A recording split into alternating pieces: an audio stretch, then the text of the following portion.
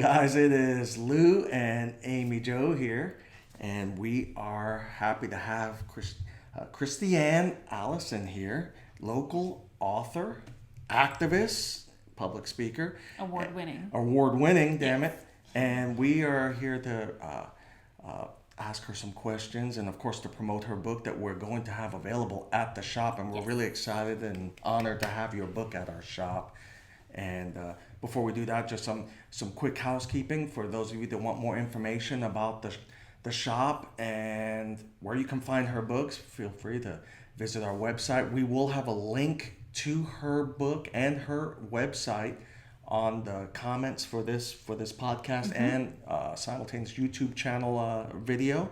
And of course, we will also have a link on our website where you can go and find out more about the author and to see more about what she's putting out there with books.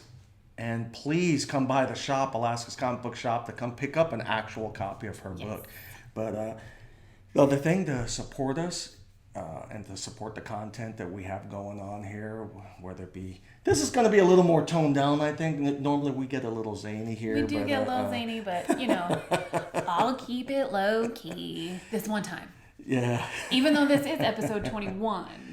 Oh, yeah, that's right. It's episode 21. It is. We're not going to pop bottles this time because we're responsible adults. It's 21, so this is going to be an adult conversation about It is an adult conversation. Children's books and your new book that you just put out. Yes, our theme is going to be a very appropriate theme. So. And then please make sure to like, subscribe, and share this with your friends and family. And we're trying to get to 1,000 subscribers. Yes. That's our goal.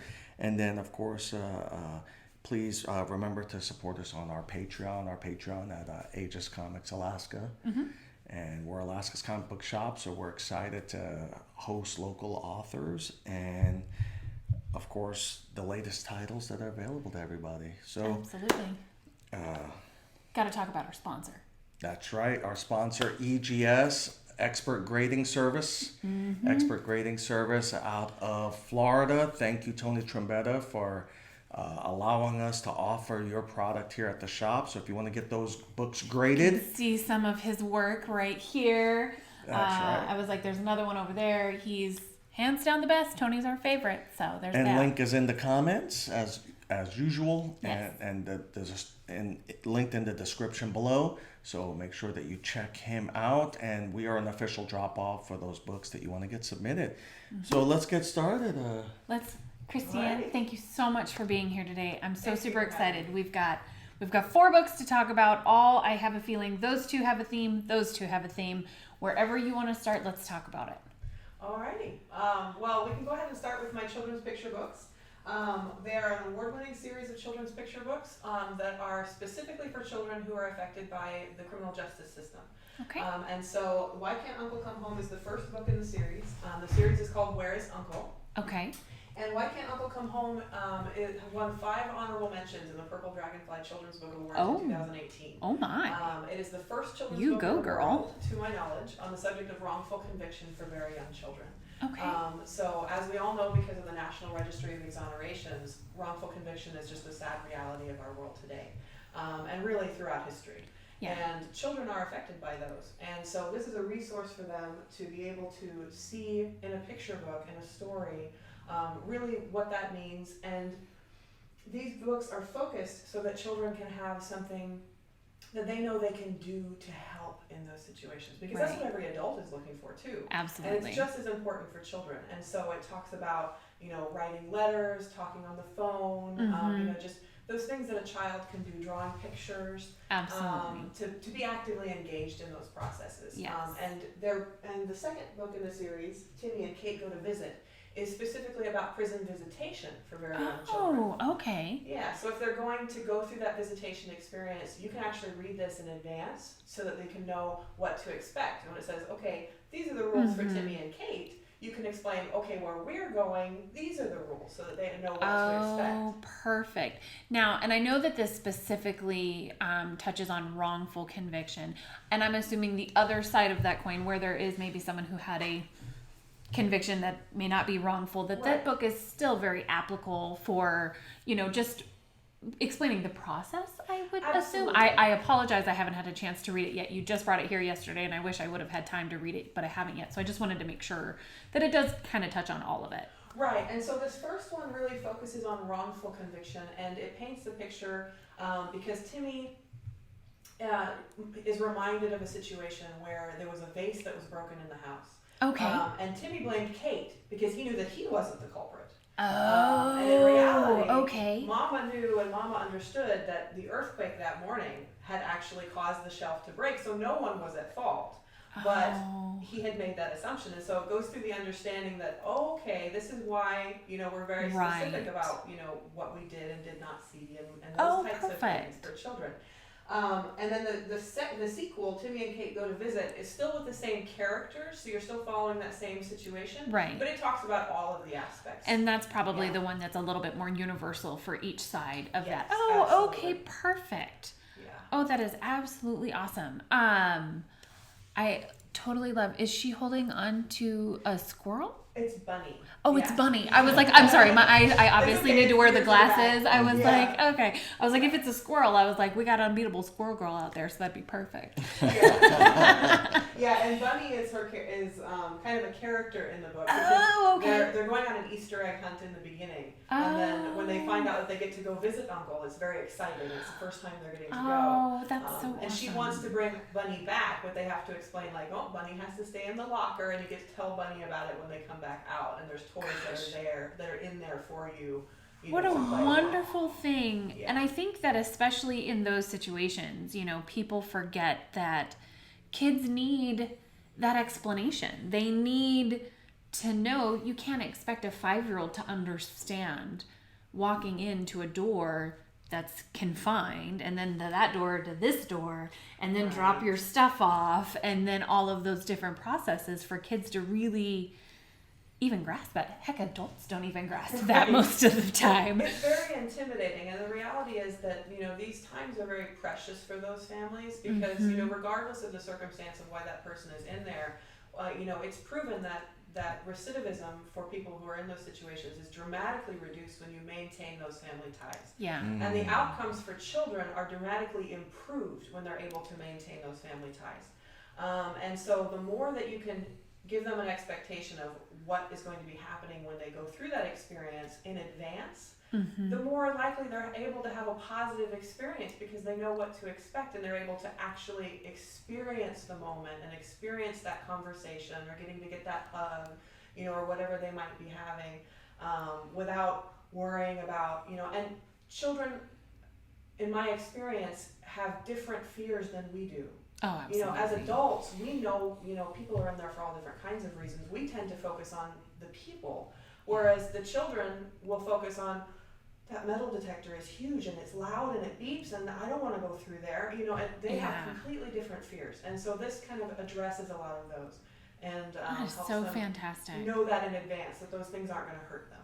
Oh, that is just absolutely wonderful. I can't thank you enough for even just having the gumption to put that together.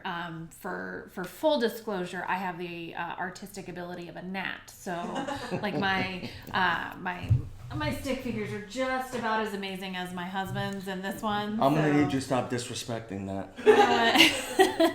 There's a big story behind that, so that I had to give that little bit of a dig because that's what I do. So that is awesome. And so those came out in 2018. You said? So Why Can't Uncle Come Home came out in 2018. Okay. Timmy and Kate Go to Visit came out in 2019, in part through an individual artist award that I received from the Rasmussen Foundation. So they are in there, and I'm hugely appreciative to them for helping sponsor that work and make that possible. Awesome. And since you brought up the artistry, actually, the illustrator is Liz Shine, and she is an illustrator out of Anchorage, Alaska. So it's a completely Alaska created product. Wow. Does she have? Gosh, that name is just so familiar, and I can't place it. I must have seen her work at some point. Yeah, she has a lot of work in that's digital artwork and handmade artwork. She's just very, very talented. Oh, that's you know what? And for a born and raised Alaskan, we tend to stick with our own, for lack of a better term. You know, we don't outsource very often unless we have to. So I think that is just absolutely awesome. Like, I absolutely commend you for those. Those are wonderful. Yeah. In fact, all of my books are completely, from graphic design to text and interior design, are completely Alaska made. Heck yeah. So we should just start putting that sticker on there, the Alaska grown, because like byproduct, you know, be like, Alaska grown too. And we may not have made the paper, but you know, should have anyway. So Yeah, I'm this is the most quiet I've ever been, because I'm blown away by this. With 26 years in law enforcement, we always ignore this side of it. We always ignore the byproduct of the arrest, the byproducts of those contacts, and how the kids are experiencing the whole thing. And I've always been an advocate that we needed to do more, but when you have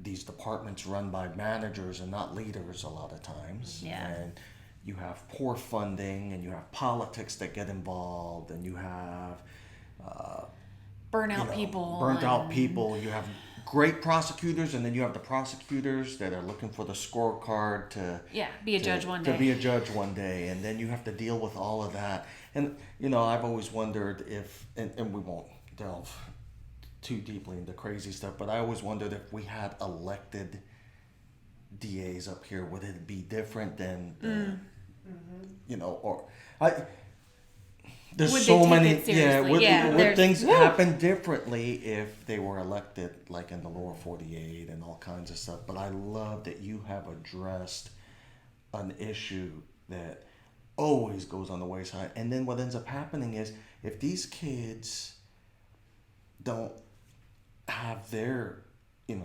day, for us to hear how it's affecting them and to give them the tools to cope, they're the ones that we end up dealing with later on. Absolutely. And there's a lot of great, I can't think of the names, I apologize off the top of my head, but great Alaska counseling resources and whatnot right here in the Mat-Su. Awesome. And I attended a wonderful community presentation on intergenerational trauma. And the fact that these kids are affected biologically, not just mentally and emotionally, but biologically for the rest of their life by those experiences, because incarceration is recognized as an adverse childhood experience.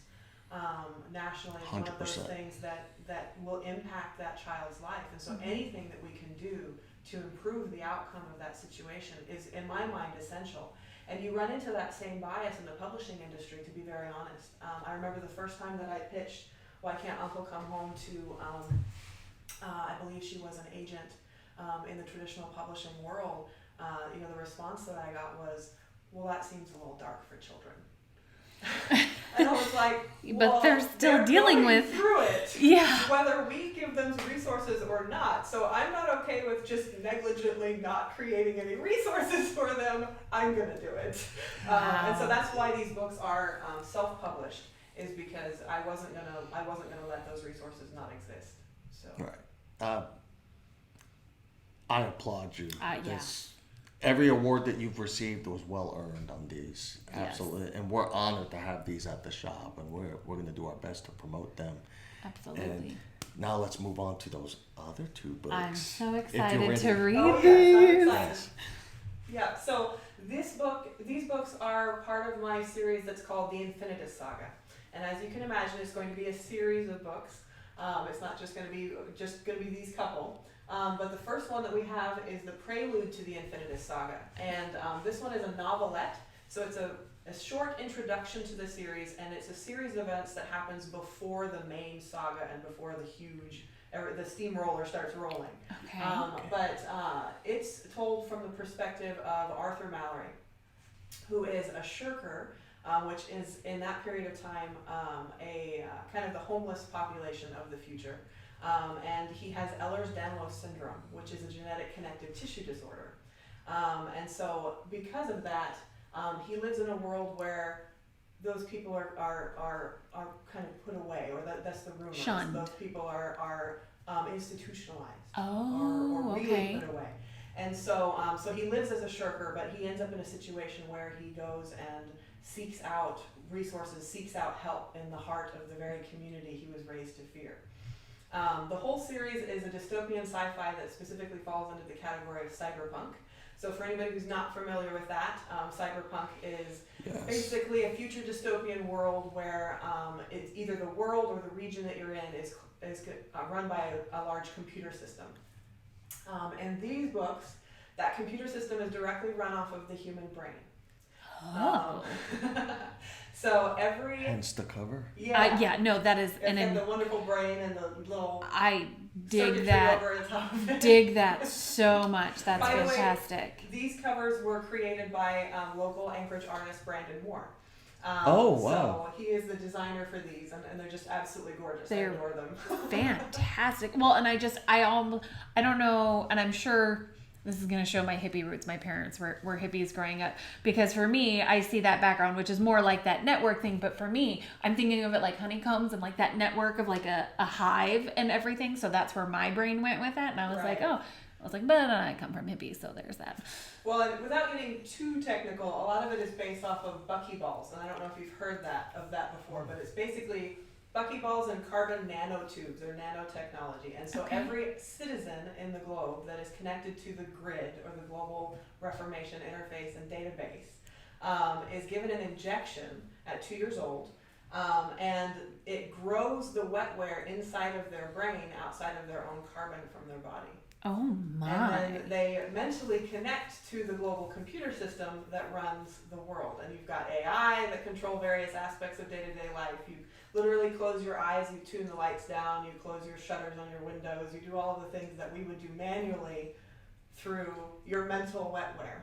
That's happening now with voice commands. With she's done it before. We've been in a hotel in the lower 48 on vacation. So she's like, "Hey Google," and I was like, "No, that doesn't work here. Only at the house." Everywhere, Right. Well, and so this is just so funny because I was telling him last night. I ran into my 7th grade English teacher at the grocery store last night, and in 7th grade we read Fahrenheit 451.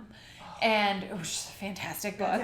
And I think that is what it reminded me of, because you got rid of the books and everything was about being digitalized and being connected and those things. The other book that she had us read was Harrison Bergeron, which also was about making everyone the same. So if you were athletic, you had to wear weights so that you couldn't be more athletic than anyone else. If you were pretty, you had to wear a cape so that people couldn't see you. And it was about making everyone all the same.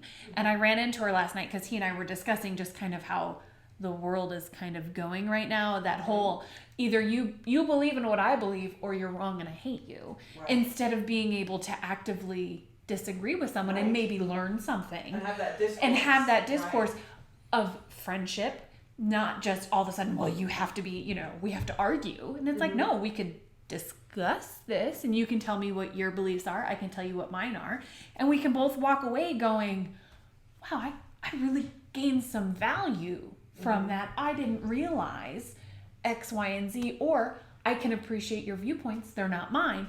But it's like right now in this world that we're kind of, in my opinion, I should throw that out there, in my opinion, we're going away from like that, and we're going more towards that, almost that computer technology. As if it's not technology, it's just not good. And it's like, what? Well, and with these books, the society that I've created is really taking a lot of the things that you see in our culture and our environment today and pushing them as far as they can go. Or in my mind, as far as I can see them going. Right. And so the world is run by the Global Fellowship, and that's the name of the first book. That's the global government that runs everything. And in the Global Fellowship, every citizen of Earth is turned over by their birth mother at 2 years old. And so there are no families. All people are raised by the community. You are raised by the community as a community member and given access to the grid. Gives a whole new meaning to It Takes a Village. It's all about independence. It's all about, me and the focus on me, and they don't have the same kind of relationships that we do in our world today. In fact, in the series, especially in Infinitus, the story of Arthur's sister Gina Mallory, there's actually a condition called Obsessive Attachment Syndrome. And the whole world lives in fear of this condition, obsessive attachment syndrome. But if you read into the fine details of that, it's actually describing a loving relationship between individuals. Yeah, and they don't and want that can be the kinds of things that you would see between a parent and a child, between a friend and a friend, between lovers, between whatever. But it's classified as a mental illness in the future that everyone has to watch out for. This is so off topic, but have you seen this series? It's a Netflix series. It's called The 100.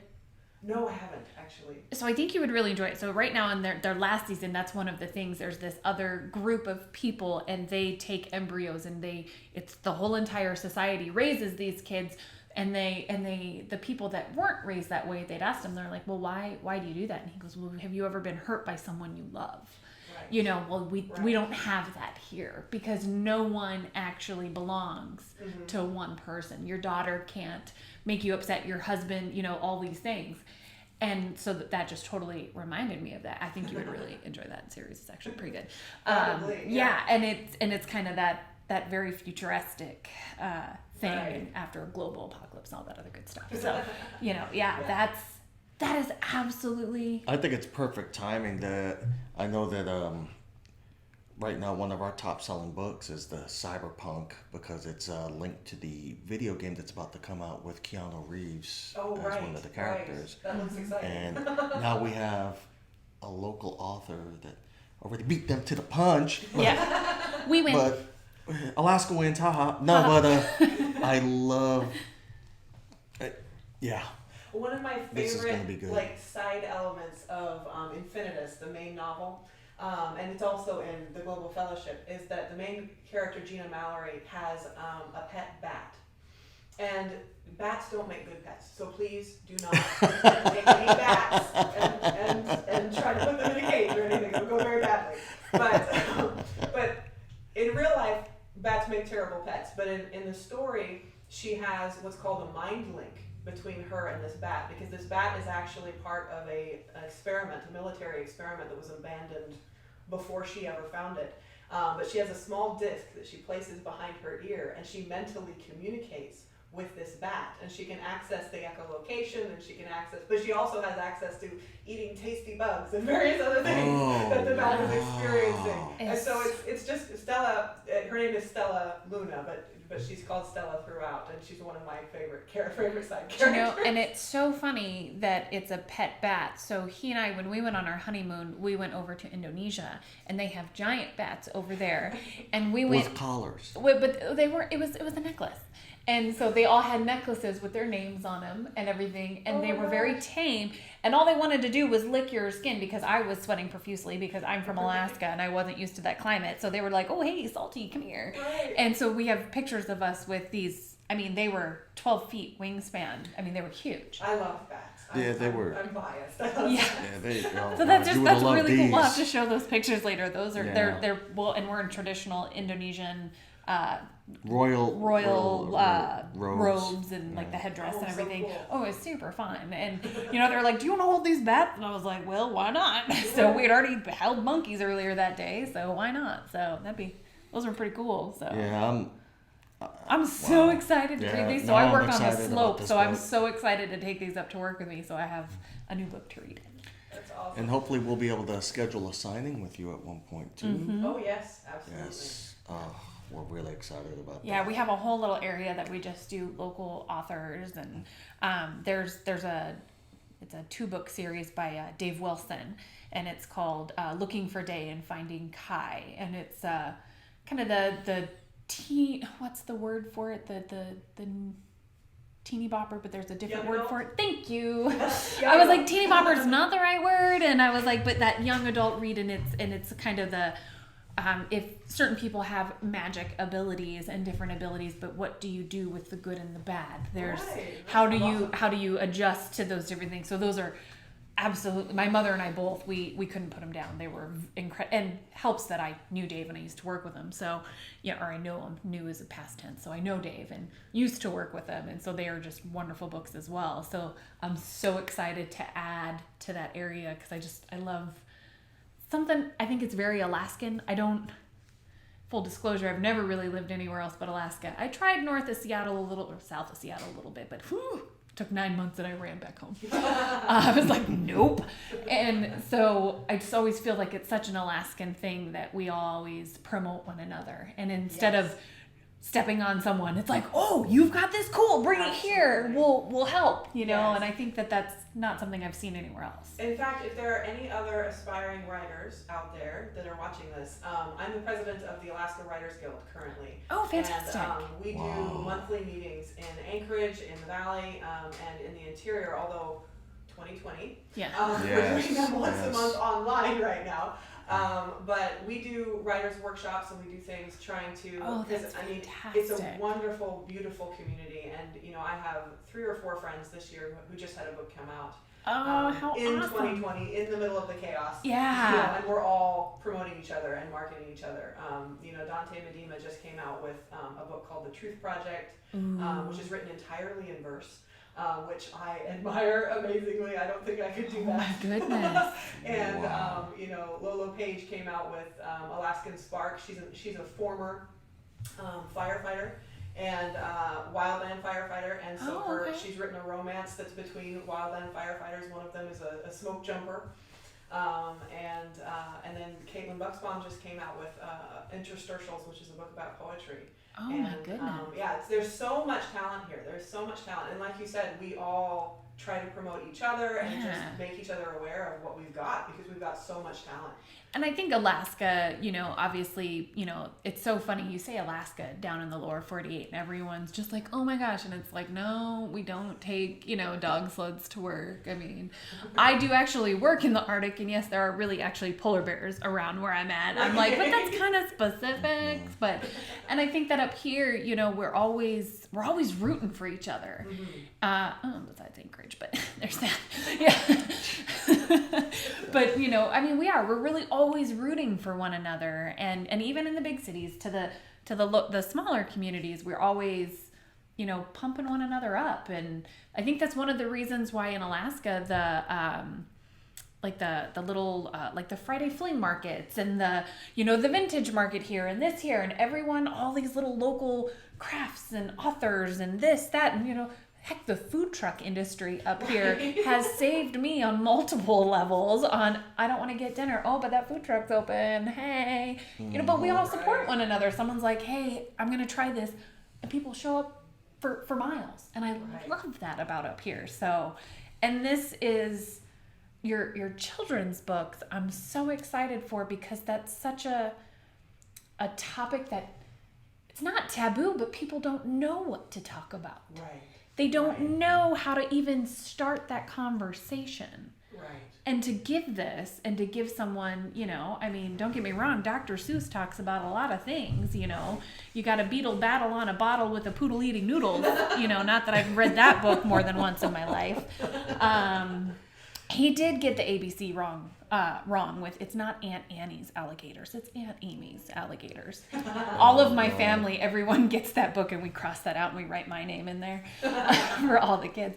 But I love that this gives someone a platform of how to even start that conversation. That's just wonderful. Well, and these ones specifically are written from the direct observations of children in those situations. And so all of the examples in there are things that are very real. I remember when I first wrote Why Can't Uncle Come Home, you know, it just landed on me. It just, boom, the whole book was right there. I wrote it all out. I tried to capture it as well as I could.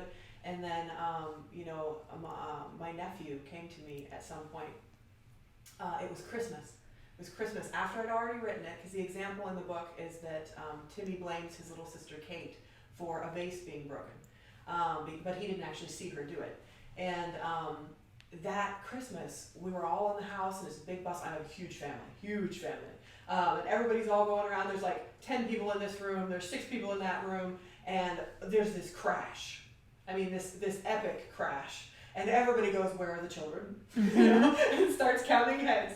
And we all look around, and we're like, a shelf inside of the display case the pegs had worked their way loose from the vibration of people walking on the floor, and it had literally just collapsed, and a whole bunch of stuff fell out, and a couple mugs got broken, you know, and that kind of thing.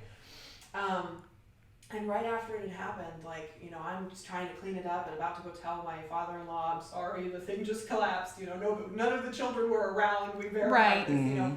And my nephew runs up to me and he pulls on my shirt and he goes, Auntie. And I'm like, oh, what? And he goes, his sister did it. And I went, I just wrote this. And I sat down really close to him and I said, now, sweetie, why would you say that she did it? And he goes, well, I didn't do it.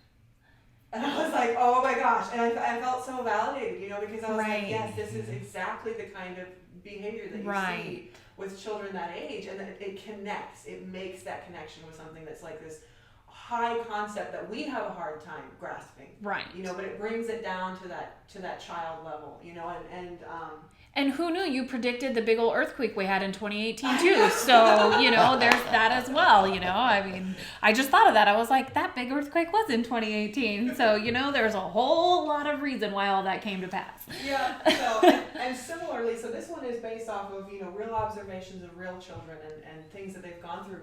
And these ones, I actually have Ehlers-Danlos Syndrome. So that is a genetic condition that I live with. And I remember I was complaining to my mother at some point about the fact that, like, nobody understands what it's like to live in this body. Nobody understands. And she looks at me and she goes, well, nobody's written it, have they? And I was like, oh, ouch. Don't you hate it when moms do that? Mom. You just turn that just a little bit more, you know. You know, and it was amazing because I decided at that point, I was like, no, I'm gonna do this. I'm gonna have my main characters are gonna have this. You're gonna and both books, it's unusual, but they're both written from first person present tense perspective. So you are inside of their body as they're going through these experiences. You know, you're running in a situation of, you know, running, jumping, climbing trees with a character that physically is breaking down because of the pressure being put on them. And so, you know, what I ended up putting in there at first, just to, you know, convey that message and to give people a peek inside of that, actually ended up starting to drive the plot. And I was like, wow, this is crazy. Oh, that's so awesome. But yeah, it's definitely that's going to check the box with the people that are into the VR right now. Yeah, too. That'll definitely gives them that first-person player type, you know, feel. My God. Yeah, that is just absolutely awesome. Well, we see here, we have your whoa. Let's do this here. Dun dun dun. Set up your website here. Let's see, this should work now. Let's see if that works. That works. There it is. All right, so we have your website here. And so when people visit your website, we see your book there. And is there, what type of information can they find on your website? It's AllisonPublishing.com. Yeah, AllisonPublishing.com. They will be able to find information on both series. So there is a section for the Infinitive Saga. There's a section for Where is Uncle? And they'll be able to find that they can purchase the books either directly on Allison Publishing. They can find all of the online options. They can they'll be able to find that it's available here as well. Awesome. And just all the different ways that they can access that. They can sign up for my newsletter. So if they're interested in when the sequel is going to come out, they can sign up for my newsletter and find out when that's coming. I'm in the process right now, I promise. That's awesome. Does it also have links for the president of the Writers Association? Right, you were the Alaska Writers Guild. Thank you. Yes, it does not have any links to the Alaska Writers Guild. It says that I am. Okay, but from there they'll be able to copy that and be able to get that. Yeah, to the AlaskaWritersGuild.com. Okay. Yeah, AlaskaWritersGuild.com will take them there, and we have information under the events section there to let you know like when the webinars are coming up. We have one coming up on October 28th, which is a Wednesday, and it's going to be on National Novel Writing Month. Do you guys know what that is? No. It's a very exciting program. It is international, and it is a challenge to writers everywhere to write 50,000 words in 30 days, or to write a novel in 30 days.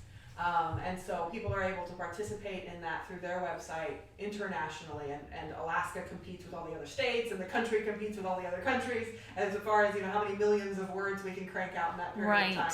Well, everyone thinks we're international when it comes to shipping, so I mean, we really should get both of I think those. the military classifies as overseas too. Yeah, right? Yes. So we check, Out check, CONUS. check, Out CONUS, yeah. So we just compete with everybody. Yeah. But yeah, the We're the elite. the presentation on the 28th is going to be a webinar, and it'll be from one of our librarians from the Chugach Eagle River branch, and our municipal liaison for Anchorage that run that program during the month of November, and they're going to be talking about it. So. Oh, that is so fantastic. Oh, I'm so excited. You better put one of each of those aside for me before you put them up for sale, because I'm going to buy those. So there's that. Now, when he tries to talk to me at the house, I'm one of those, he can literally look at me and I'll say like, yeah. And I have no idea what I just agreed to. My husband is a speed reader, and I feel your pain. Yes. Yes. And there's times where he'll just be like, but you, and I'm like, no, I didn't. No, I didn't. I was like, leave me be. I need to be in my book right now. So there's once I'm into a book, there's no, I have to get to this point where I can, okay, now I'm not going to be thinking about wondering about what's happening. Okay, now I can. Right. Yeah. Oh, and so you said the sequel's going to come out soon, because once I get into this, I'm going to need you to come out with that. So I'm working on it. Another cool rabbit hole too is that both books have a playlist that's available on Spotify. So if you're interested in the music that inspired the books, or that just matched the tone of different chapters. that has that multifaceted. Wow. Oh my gosh. All right. Well, check. Those are all awesome. Oh, I love it. Oh, that is so cool. Yeah. I'm so excited. Thank you so much for choosing us to have this here with us, and hopefully we can get you to sign them. Oh yes, absolutely. Yeah. That's one of the things that we love. We love being able to be, well, the author signed it as well. People are like, what? It's just super fun. Thank you so much for your time. Thank you for thank you for having the courage to write these books. And I mean that specifically when it comes to those children books, because that's not, like you said, you went to an agent and they were like, and you had courage that a lot of people don't have, and I commend you for that, especially for people who worked on one side of law enforcement. This is such a need, and I cannot thank you enough for having that courage and having that faith and going forward with that. It is so commendable. So yeah, there's that. Well, hopefully we can have you on again when you get your next. When Chimera Rising comes out. Yes. Ooh, we know the name. In fact, I didn't even mention that, but the other cool aspect of the series is that there are animal-human hybrids that are part of the general population. From old world super soldier programs that were experimented back before this period of time, but it still re-emerges in the population through the genetics, because genetics are funny that way. Yeah, that genetic splicing. I'm thinking of that movie, Jupiter Ascending. Yeah, Jupiter Ascending. Yeah, I was like, I was like, we all know why I watched that. I was like, it was the main male character. So, and with this one, instead of having like one animal that they're specifically related to, they may have a dozen. They may have various aspects that come from all kinds of genetics that were all twisted up and interrelated. So, that's fantastic. There's another population that's having to live inside of that community that, as you said, wants conformity, and to be different. Yeah, and that courage of being who you are, trying to conform, or all that other stuff. So, and I'm that person who I'm like, you do you, boo. Like, and if it makes you happy, go do it. It was kind of like when we opened this store, to be very honest, I grew up in Sutton. It's a town of 500 people when I was raised. We didn't have comic books. Right. I'm sure they were somewhere, but I did not have them. So it wasn't until we opened this store that I actually read one. And to now see in the comic book life the different aspects of life that walk through that door. You can't guess who's going to walk in that door. It could be some person who's making six figures every month who just absolutely loves this one particular title, to a little kid who saved up his allowance just because, he really just wants to come read a Spider-Man book, right. and everything in between. Mm-hmm. And it is so fun to see that. And I think comic shops generally get that, oh, it's just this one type of people that, there's always going to be that one type that's always here. But no one really expects all the other outliers that walk in the door. And I love that about here. We just came in here the other day for my nephew, and we ended up getting a couple of the Invader Zims. That's so awesome. They're such a cute, I love it. It's so awesome. I love that this place has become Switzerland too. Yeah. Like everyone of every walk of life can come in here and feel comfortable, and this has definitely been our therapy, and that's definitely your field of dreams. Yeah, it is. I knew we built that they would come. Yeah, that's what he told me, and I was like, I'm a ride or die wife, so I was like, all right, let's do it. So, okay. Well, thank you so much again. Thank you so much. And we will have your website linked in the description, and we will also have a link on our website as well. You can purchase the books from our website, from her website. Please come down to the shop and get them. If you know someone that would want them, have them come here and hang out. And come support a local Alaskan author. Thank you so much. Thank you. Thank you.